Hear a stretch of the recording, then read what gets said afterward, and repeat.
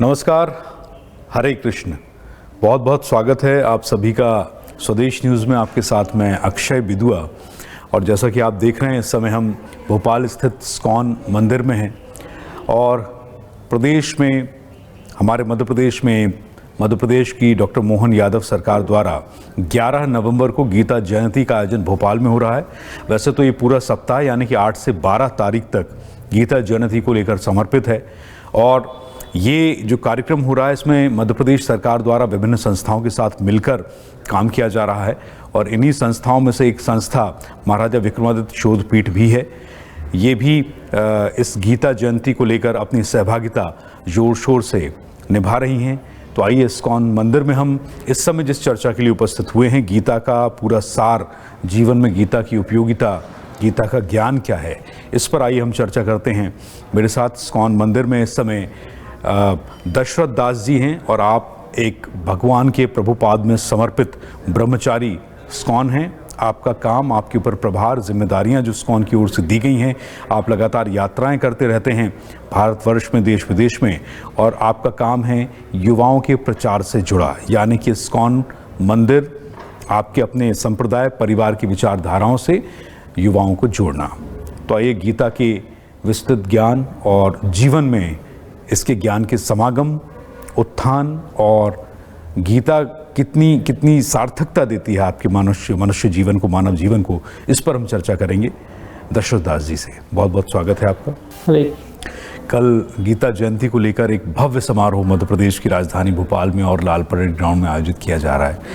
तो सबसे पहले तो आप लोगों को बधाई इस बात को लेकर कि आप लोगों ने शिक्षा नीति में इस्कॉन के सहयोग से अब गीता पढ़ाई जाएगी स्कूल्स में। ये बहुत अभूतपूर्व पहल है और एक सराहनीय पहल है और मुझे लगता है थोड़ा देर से ज़रूर हुई है ये, लेकिन ये बहुत पहले हो जाना चाहिए था। इसके लिए आपको बधाइयाँ जी।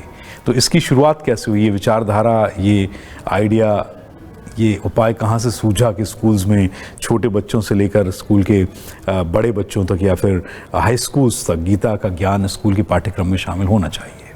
श्रीमद् भागवतम में प्रहलाद महाराज कहते हैं, कौमारम आचरेत प्राज्ञो धर्मान भागवतानिह दुर्लभम मानुषम जन्म तदप्य ध्रुवम अर्थदम। ये जो भगवत गीता है, ये जो भागवत धर्म है, वो कौमार अवस्था यानी कि 5 वर्ष की उम्र से सबको पढ़ना चाहिए। ये शिक्षा हमारे जो इस्कॉन के संस्थापक आचार्य है एसी भक्तिवेदांत स्वामी श्रील प्रभुपाद, इनके द्वारा हमको मिली है और हमारा यही प्रचार है। केवल स्कूल्स में नहीं, हर जगह, हर किसी को, चाहे बालक हो, वृद्ध हो, स्त्री हो, पुरुष हो, अमीर हो, गरीब हो, सबको ये शिक्षा मिलनी चाहिए। तो उन सब प्रयासों में से एक प्रयास है कि स्कूल्स में छोटे बच्चे से लेकर के बड़े तक सबको शिक्षा मिले भगवत गीता की। तो बहुत अच्छी पहल है। हम तो और करना चाहते हैं, तो इतना हो पा रहा है अभी, है ना, हम तो और करना चाहते हैं। तो इसका शुरुआत कैसे होगी? आप प्राथमिक, मतलब किस कक्षा से गीता का पाठन जो है स्कूल में शुरू किया जाएगा और ये कहाँ तक, या 12वीं कक्षा तक जाएगा? ये होना तो चाहिए, शुरुआत से लेकर के 12वीं तक होना चाहिए, है ना। और कुछ नहीं तो कम से कम एक क्लास, एक पीरियड भी हो, वहाँ से शुरू कर सकते हैं। एक क्लास हो भगवत गीता पे, जहाँ पे गीता को जानने वाले प्रामाणिक जो संप्रदाय से जुड़े हुए हैं ऐसे भक्त जा कर के गीता पढ़ा है। तो बचपन से अगर कुछ न कुछ सुनते रहेंगे गीता के बारे में, भगवान के बारे में, तो बड़े होते तक बहुत ज्ञान मिल जाएगा। दुर्भाग्य है कि अभी स्कूल्स में ये शिक्षाएं इतनी दी नहीं जाती हैं, है ना। जब मैं स्कूल में था तो कृष्ण बलराम और इनकी स्टोरीज आती थी, भगवान के संबंधित महाभारत से कुछ स्टोरीज आती थी, लेकिन अभी सिलेबस में इतना नहीं है।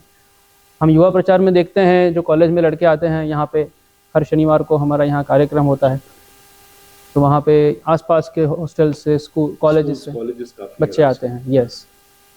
तो जब उनको पूछते हैं महाभारत की कथा पता है आपको, या कुछ प्रश्न पूछते हैं महाभारत रामायण में से, तो पता नहीं होता है। बहुत बहुत दुर्भाग्य की बात है कि भारत में रहने वाले लोगों को कृष्ण राम के बारे में अधिक जानकारी नहीं है। तो ये एक माध्यम है, इसके माध्यम से हम उनको शिक्षा, आध्यात्मिक शिक्षा दे सकते हैं। मध्य प्रदेश सरकार ये जो कार्यक्रम आयोजित कर रही है गीता जयंती पर, इंदौर में, भोपाल में, उज्जैन में अलग अलग 8 से लेकर 12 तारीख तक ये पूरा सप्ताह जो है वो गीता जयंती को समर्पित है। अलग अलग कार्यक्रम इसमें किए गए हैं। और भोपाल में तो लाल परेड ग्राउंड में जो 11 नवंबर को कार्यक्रम होने जा रहा है उसमें 5100 यानी कि 5100 ब्राह्मणों द्वारा गीता पाठ है, और ये अपने आप में एक विश्व कीर्तिमान स्थापित होने जा रहा है। तो इस तरह की सरकार की जो पहल है ये भी अपने आप में मुझे लगता है राजनीतिक क्षेत्र में, क्योंकि राजनीति एक ऐसी व्यवस्था है जो देश के आम से लेकर खास तक हर मनुष्य को प्रभावित करती है, तो कहीं ना कहीं वहाँ से भी थोड़ी देर हुई है। अब बहुत अच्छा माहौल, एक वातावरण तैयार हो रहा है धर्म को लेकर। क्या कहेंगे आप? सही बोल रहे हैं हम। देर आए दुरुस्त आए। कम से कम जब से हमें समझना, जब से हमें इसका महत्व पता चल रहा है, तब से हमें सनातन धर्म, खासकर भगवद गीता भागवतम की जो शिक्षा है, जो भागवत धर्म है, इसका प्रचार करने में लग जाना चाहिए। पहले खुद समझना चाहिए, है ना, क्योंकि ये भारत भूमि है। इसी भूमि पर भगवान के अनेक अवतार प्रकट हुए हैं, है ना। इसलिए चैतन्य महाप्रभु जो आज से 500 वर्ष पूर्व प्रकट हुए थे, जो भगवान श्री कृष्ण स्वयं है, जो अपने भक्त रूप में प्रकट हुए थे, वो कहते हैं भारत भूमि ते होइले मनुष्य जन्म जार, जन्म सार्थक करी कर परोपकार। अगर आपका जन्म भारत भूमि में हुआ है तो खुद का जन्म सार्थक कीजिए, पहले भगवत गीता का पालन करके खुद का जन्म सार्थक कीजिए और बाद में दूसरों का उद्धार कीजिए। तो सरकार की तरफ से ये जो इतनी बड़ी मात्रा में गीता का पाठ है, ये इससे प्रचार हो रहा है ना कि भगवत गीता कितना महत्वपूर्ण है। सरकार इसमें शामिल है। जिस किसी आयोजन में सरकार सम्मिलित है, मतलब लोगों को मैसेज जाएगा, ये बहुत महत्वपूर्ण है। तो इसका परिणाम ये होना चाहिए कि लोगों के अंदर गीता की जागरूकता हो और वो इसको पढ़े, भगवत गीता यथारूप पढ़े, उसको जाने, समझे, अपने जीवन में अमल करे। तो गीता का पाठ हो रहा है, बहुत अच्छी बात है। उसका नेक्स्ट स्टेप, ये बिगिनिंग है, उसका नेक्स्ट स्टेप होना चाहिए कि हर घर तक गीता पहुंचाई जाए। ये कैसे व्यवस्था होना चाहिए। क्या आपको क्या लगता है कैसे होगा? जैसे हमने देखा बहुत छोटे छोटे गुटके गीता के होते हैं, कुछ लोग पॉकेट्स में रखना शुरू कर चुके हैं, कुछ घरों में हैं। लेकिन हमारा जो यूथ है, जो सेल्फी यूथ है, जो हमारा इंस्टाग्राम जो हमारा यूथ क्राउड है, जो हमारे भारतवर्ष का नौजवान है, उसको आप क्या कहना चाहते हैं कि आप सेल्फी, इंस्टाग्राम, फेसबुक, रील्स के अलावा अगर आप गीता के जीवन के ज्ञान का अगर आप जीवन में उसको उतारना चाहते हैं, उसको सार्थक करना चाहते हैं, तो उसके लिए वो क्या कर सकता है एज अ यूथ? क्योंकि आप युवाओं को उस तरह के प्रचार दे रहे हैं, तो प्रचार ऐसा हो गीता का जीवन में उतारने के लिए, उसके उपाय वो हों जो सहज उपलब्ध हों। सबसे पहले तो बहुत बड़ा कारण जो है जिसकी वजह से युवा, कई कारण हैं जिसकी वजह से युवा इस भगवद गीता के संदेश से आकर्षित नहीं होते हैं। उनमें से एक कारण है कि उनका महत्व इनको नहीं पता है कि इसका महत्व क्या है, मेरे जीवन में ये कैसे परिवर्तन लाएगा। तो जब वो उनको पता चलेगा कि मेरे जीवन में इससे क्या परिवर्तन आएगा, तो वो ज़रूर उससे आकर्षित होंगे। हमारे यहाँ कई युवा आते हैं, आजकल युवा बहुत सारी आदतों से जूझ रहे हैं, नशा, व्यभिचार ना, और ऐसी कई अलग अलग आदतें हैं जिससे आजकल का जो युवा है वो चाहता है इससे बाहर निकले। पहले तो उसमें फंस जाता है, फिर जब उसका नुकसान होता है तो उससे बाहर निकलना चाहता है ना। सिगरेट की लत लग जाती है, शराब की लत लग जाती है, और अलग अलग जो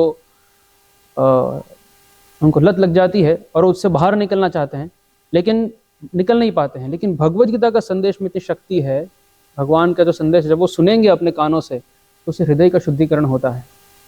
तो हमारे यहाँ बहुत सारे युवा आते हैं, सारी बुरी आदतें धीरे धीरे छोड़ देते हैं। ये हमारा व्यवहारिक परिणाम है भगवद गीता को अमल करने का। तो यहाँ पे आकर दूसरे अन्य युवाओं को देखेंगे तो जरूर आकर्षित होंगे, अरे ये लोग कर पा रहे हैं तो हम भी कर सकते हैं, हम लोग भगवद गीता को जी रहे हैं। तो इसको जीने से क्या परिणाम होता है? चरित्र निर्माण होता है, व्यक्ति का चरित्र एकदम अच्छा होता है, बुरी आदतें छूटती है, पाप छूटता है, और अच्छी आदतें, एक व्यक्ति जेंटलमैन, वो भद्र पुरुष बनता है भगवद गीता को अमल करके। ये गीता का प्रताप है, जैसा आप बता रहे हैं कि आपको सिर्फ उससे जुड़ना है आपको उसका अध्ययन करना है, आपको उसको जीवन में उतारना है। और ये चमत्कार जो आप बता रहे हैं कि एक भद्रता आती है, एक संयम बनता है, एक चरित्र निर्माण होता है, एक व्यक्तित्व का निर्माण होता है, ये सब गीता का प्रसाद आपको मिलेगा। उसका मुख्य प्रसाद है गीता का भगवत प्रेम, कृष्ण प्रेम, और ये सब उसके गौण लक्षण हैं। क्योंकि जो भगवान से प्रेम करेगा वो पाप कैसे कर सकता है? ये उदाहरण है साक्षात हमारे संस्थापक आचार्य एसी भक्तिवेदांत स्वामी प्रभुपाद 1966 में 1965 में यहाँ से जब वो अमेरिका गए, उस समय वहाँ पे हिप्पी कल्चर था, अगर आपको पता हो तो, है ना। हिप्पी कल्चर, वहाँ पे सब युवा सब नशा, व्याभिचार, मांसाहार ये सब में लगे हुए थे। LSD को छोड़ने के लिए गवर्नमेंट कई करोड़ रुपए खर्च कर रही थी। उन्होंने बिना किसी पैसों के सबको LSD छुड़वा दिया, नशा छुड़वा दिया, इस गीता के हरि नाम हरे कृष्ण महामंत्र के बल पर, गीता के संदेश के बल पर। तो ये हमारा सोसाइटी को कंट्रीब्यूशन है। अच्छा, ये भगवत गीता की जो शिक्षाएं हैं वो आज के जीवन के, क्योंकि आप युवा प्रचारक भी हैं, आप युवाओं में प्रचार प्रसार करते हैं इस्कॉन की, आपकी जो विचारधाराएं हैं उन्हें लेकर और आपके अपने संप्रदाय का, तो वर्तमान जीवन में गीता की प्रासंगिकता क्या है? युवा उसे कैसे उतार सकते हैं? भगवत गीता का जो मैनेजमेंट है, जो उसमें एक मैनेजमेंट सिखाया गया है, जो प्रबंध सिखाया गया है, वो वर्तमान में युवाओं को लीडरशिप तक ले जाने में भी अपना योगदान दे सकता है, ऐसा गीता में कुछ है? गीता का मुख्य संदेश है कि भगवान की भक्ति किस प्रकार से की जाए, ये उसका मुख्य संदेश है। अन्य जो गुण है, जैसे कि आप बोल रहे मैनेजमेंट है या लीडरशिप है, ये गुण एक प्रासंगिक हो सकते हैं, गौण लक्षण हो सकते हैं, लेकिन उसका मुख्य कभी भी उसका मुख्य उद्देश्य नहीं है ना। तो कोई व्यक्ति गीता से लीडरशिप सीख सकता है या अन्य कुछ चीज़ें भी सीख सकता है, उसमें से निकाल सकता है, क्योंकि व्यक्ति को अगर कुछ निकालना है तो कुछ भी मैसेज कहीं से भी निकाल सकता है। लेकिन यहाँ तक हमारा प्रचार है, हम जो भगवद्गीता का प्रचार करते हैं, भगवान जो भगवद्गीता का प्रचार कर रहे हैं, उसमें सबसे मुख्य चीज़ है कि भगवान की भक्ति किस प्रकार से की जाए, वो सिखाया गया है। इसके अलावा भगवत गीता के मुख्य श्लोक, उनका अर्थ, जैसे एक बड़ा ही भगवान श्री कृष्ण ने कहा कर्मण्येवाधिकारस्ते मा फलेषु कदाचन। तो आज का संसार ये है कि अगर आप फल की इच्छा नहीं करेंगे तो आप कर्म नहीं करेंगे, लेकिन शायद वो इसलिए कहा गया क्योंकि फल की जो इच्छा है वही संसार की सांसारिकता और वही भौतिकता है। अगर आप कर्म को भगवान के प्रति समर्पित कर दें अपना कर्म करके, तो फिर शायद संसार से छल कपट प्रपंच सब समाप्त हो जाएगा। कर्मण्येवाधिकारस्ते, इस पर जी। कर्मण्येवाधिकारस्ते मा फलेषु कदाचन मा कर्म फल हेतुर्भुर्मा ते संगोस्त्व कर्मणि। इस श्लोक की कई लोग इसका गलत समझते हैं, इस श्लोक को, है ना। इसे लोग ऐसा समझते हैं कि बस कर्म करो, फल की चिंता मत करो, है ना। वास्तव में इसका अर्थ ऐसा नहीं है। कर्म का एक बहुत ही स्पेसिफिक अर्थ है। कर्म मतलब भगवान के अनुसार जो वर्ण के कार्य है, ब्राह्मण क्षत्रिय वैश्य शूद्र, है ना, ये करो।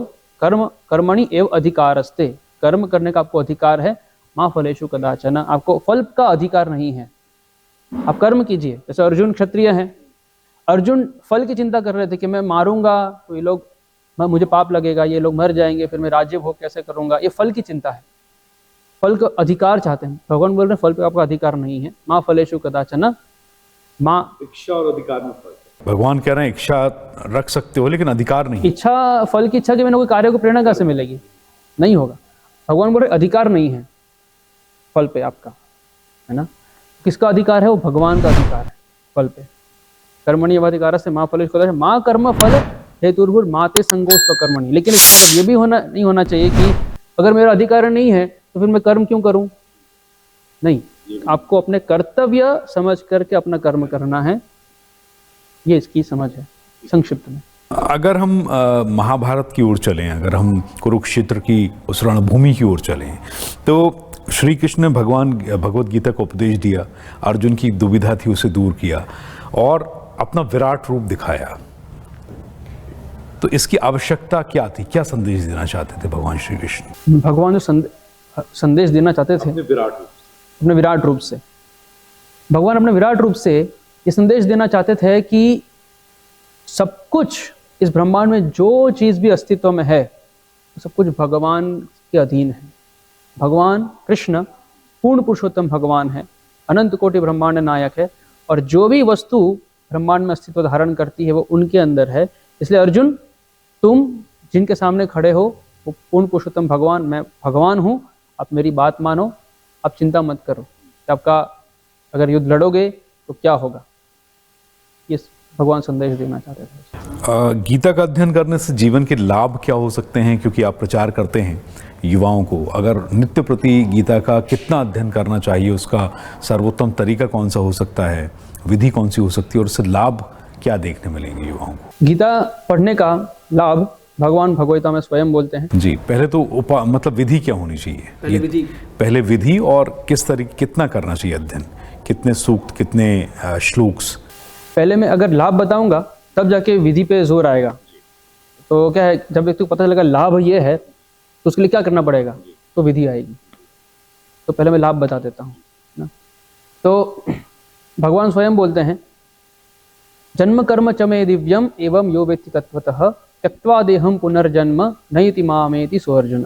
भगवान बोलते हैं, जो मेरे जन्म कर्म की दिव्य प्रकृति को जान लेता है ना, तत्वतः जानता है, यथारूप जानता है, वो क्या कर, उसका क्या होता है, त्यक्त्वा देहम, ये देह को छोड़ने के बाद पुनर्जन्म नयति, आपस को पुनर्जन्म नहीं होता है, मामेति, मेरे पास, मेरे धाम में आता है ना। भगवान की भगवत गीता जब पढ़ते हैं तो भगवान के प्रति आकर्षण होता है, और इससे हम जो सबसे बड़ा दुख है जीवन का, जन्म मृत्यु जरा और व्याधि, इससे मुक्त होकर के हम भगवान के धाम जाते हैं, जहाँ से वापस हमें इस भौतिक जगत में, इस दुखमय संसार में, जो दुखालय है, दुखों का घर है, अशाश्वत है, अनित्य है, यहाँ पे आने की वापस आवश्यकता नहीं पड़ती है। ये सबसे बड़ा लाभ है जीवन का, इससे बड़ा और कोई लाभ नहीं है जो हम प्राप्त कर सकते हैं। ये लाभ भगवान भगवद गीता में बताते हैं। सबसे महत्वपूर्ण श्लोक आप क्या मानते हैं, आपके अपने नॉलेज में, आपके अपने ज्ञान में, या ये व्यक्ति पर निर्भर करता है, या वाकई में सारे गीता के अध्ययनकर्ता जो हैं या आपकी विचारधारा के जो लोग हैं वो गीता के किसी एक विशेष श्लोक का पालन करते हैं, सबसे महत्वपूर्ण श्लोक गीता का? वैसे तो क्योंकि भगवान की वाणी है इसलिए सभी श्लोक महत्वपूर्ण है, फिर भी भगवान खुद ही कहते हैं कि अभी मैं सबसे रहस्यमय, सबसे गुह्यतम आपको बात बताने जा रहा हूँ अर्जुन। तो भगवान 2 श्लोक कहते हैं उसमें, सर्वधर्मान परित्यज्य मामेकं शरणं व्रज अहं त्वां सर्वपापेभ्यो मोक्षयिष्यामि मा शुचः मन्मना भव मद्भक्तो मद्याजी माम नमस्कुरु मामे वैश्यसि सत्यम ते प्रतिजाने प्रियोसि। तो ये सबसे महत्वपूर्ण श्लोक है जो भगवान खुद बोलते हैं। और आपने बताया इसकी पढ़ने की विधि, तो कितना अध्ययन, कितना करना चाहिए। वर्तमान समय में लोगों के पास समय नहीं होता है, ज़्यादा गृहस्थ में है ना, समय नहीं होता है, तो कम से कम सबसे पहला स्टेप है अपने घर में रखना, अपने घर पे ऐसी जगह पे रखना जहाँ पे आप रोज एक्सेस कर सको। काफ़ी लोग उसको लाल कपड़े में बंद करके ऐसी जगह डाल देते हैं कि वो उसका सम्मान करते हैं लेकिन उस बहाने पढ़ते ही नहीं है वो। तो ऐसी जगह आपके डेस्क पे या जहाँ इजीली एक्सेसिबल। यस, अध्ययन जरूरी है। सबसे पहला स्टेप है अध्ययन। नीति नियम में लोग अध्ययन नहीं करते हैं कि हम अशुद्ध हैं। अध्ययन की विधि है, बस आप पुस्तक खोलिए, रोज कम से कम 1-2 श्लोक, अगर कम से कम इतना पढ़ पाए। बाकी हमारे जो संस्थापक आचार्य है वो कहते हैं गृहस्थों के लिए ही, मैंने कहते हैं सबके लिए कम से कम 1 घंटा निकाल कर सभी पढ़े।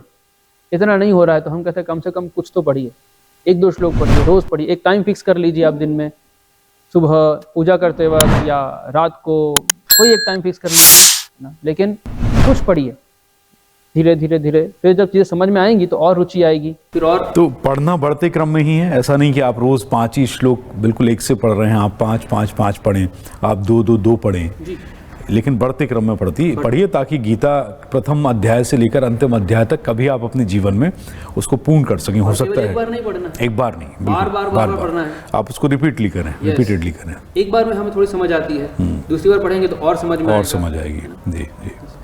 सभी धर्मों के लोग पढ़ सकते हैं? सब धर्म के लोग पढ़ सकते हैं। क्या है हर एक धर्म की व्यक्ति के लिए क्या है? क्योंकि भगवान बोलते हैं कि हम शरीर नहीं, हम आत्मा है। हम जो अलग अलग धर्मों की आज पहचान करते हो शरीर के आधार पर है, जन्म के आधार पर है। मैं हिंदू क्यों हूँ? क्योंकि मैं हिंदू परिवार में जन्म लिया है। मैं मुस्लिम हूँ क्योंकि मैंने मुस्लिम परिवार में जन्म लिया है। या मैं क्रिश्चियन हूँ। वास्तव में शरीर की पहचान है, वास्तव में हम सब आत्मा है। भगवान तो बोलते हैं सर्वयोनिषु कौन्तेय संभवन्ति मूर्तयः तासां ब्रह्म महद्योनिर अहम बीज प्रदः पिता। भगवान केवल मनुष्यों की बात नहीं कर रहे हैं, सब योनि, पशु पक्षी कीट पतंग, हर एक योनि के पिता भगवान श्री कृष्ण हैं, जो सबके लिए है।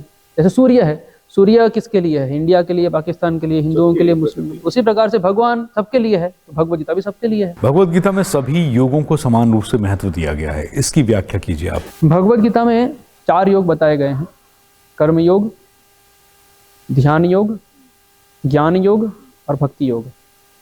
इसमें से भगवान सबसे अधिक जोर भक्ति योग में देते हैं।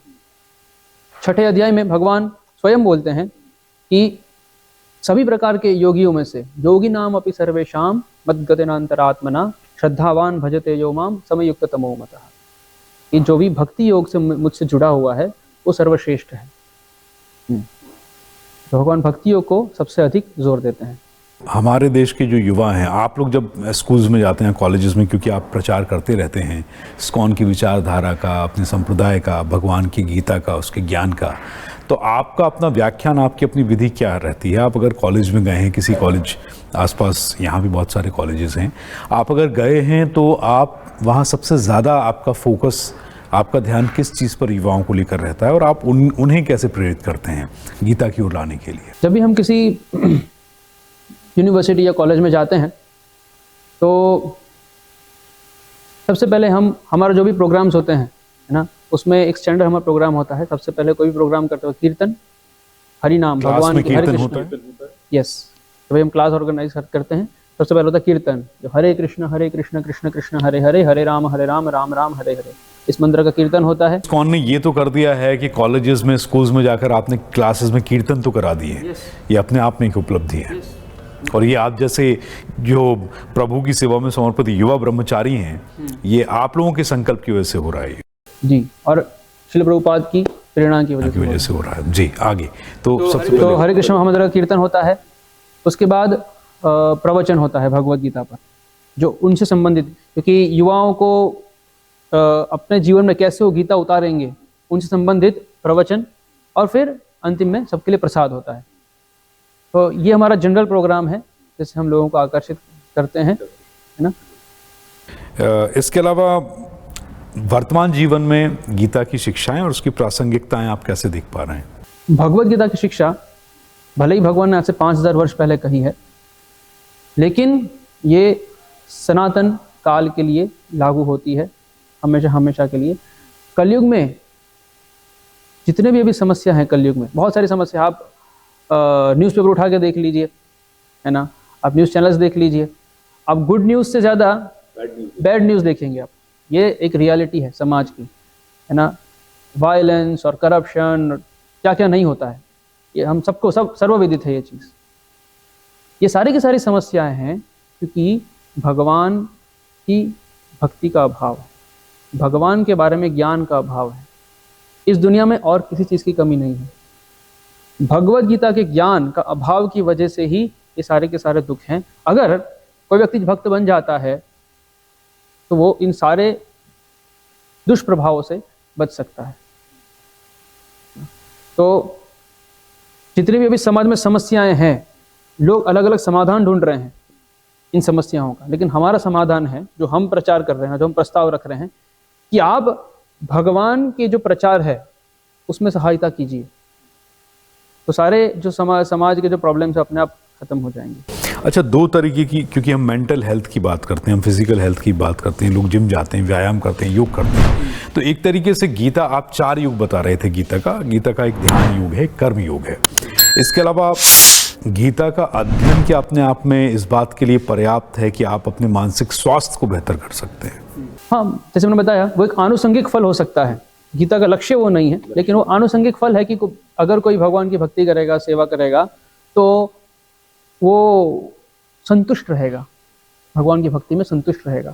तो बहुत सारे डिजायर्स, अलग अलग डिजायर्स, ये प्राप्त करना है, उसमें नहीं रहेगा, वो शांत रहेगा, है ना। तो मुख्य उद्देश्य है लोभ, काम और लोभ, क्रोध, अपने आप उसका कम हो जाएगा। ये जो विकार है मनुष्य जीवन के, जो सारे समस्याओं की मूल में है, जड़ है, काम क्रोध लोभ, है ना, तो इससे वो मुक्त हो जाएगा, तो अपने आप वो शांत, मोक्ष उद्देश्य, हाँ।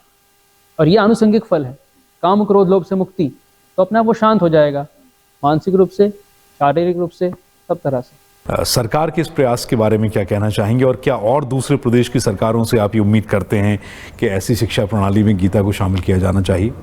सरकार के इस प्रयास से हम अत्यंत प्रसन्न हैं और जैसे कि मैंने बताया ये शुरुआत है और इसे और उनको करना चाहिए और ये जो संदेश है इसका वितरण करने में सहायता होनी चाहिए और केवल ये राज्य नहीं, हर राज्य को ऐसा करना चाहिए। गीता का प्रचार होना चाहिए हर जगह, क्योंकि यही वास्तव में सबका हर प्रकार से कल्याण कर सकती है। गीता जयंती है, हमारा भी यही उद्देश्य है, आपका भी यही उद्देश्य है और मध्य प्रदेश सरकार का भी यही उद्देश्य है। और 11 नवंबर को गीता जयंती का एक भव्य आयोजन, क्योंकि 8 से 12 तक पूरे प्रदेश में चल रहा है और 11 तारीख को भोपाल के लाल परेड ग्राउंड में भी इसका एक 5100 ब्राह्मणों द्वारा जो गीता पाठ होने जा रहा है वो अपने आप में मध्य प्रदेश सरकार की एक सराहनीय पहल और विश्व कीर्तिमान स्थापित होने जा रहा है।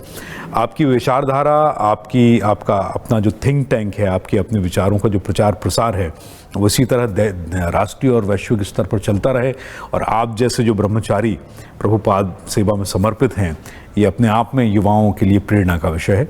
और बहुत बहुत धन्यवाद आपका दशरथ दास जी अपना कीमती समय स्वदेश न्यूज़ को देने के लिए। नमस्कार। नमस्कार।